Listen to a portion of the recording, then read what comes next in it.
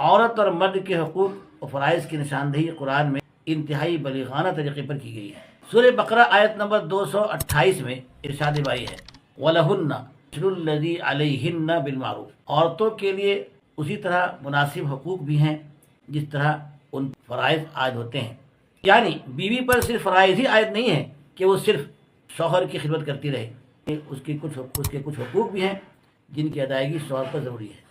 وہ حقوق وہی ہیں جن کا تذکرہ ابھی کیا گیا۔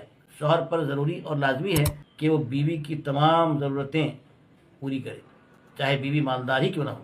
مثال کے طور پر کسی عورت کا باپ کافی مالدار ہو، اس کے ورثے میں ملے ہوئے مال سے عورت کروڑوں کی جائیداد کی مالک ہو گئی، اس کے باوجود شوہر پر ضروری ہے کہ وہ اپنی بیوی کا مہر ادا کرے اور اپنی استطاعت کے مطابق بیوی کے رہنے سہنے، پہننے اوڑھنے، دوا علاج کا انتظام بھی کرے۔ اگر بیوی اپنے مال کو خرچ کرنا نہیں چاہتی ہے بلکہ محفوظ رکھنا چاہتی ہے تو اس کا پورا حق حاصل ہے، شوہر اس کو مجبور نہیں کر سکتا کہ گھر کے خرچ میں لگائے۔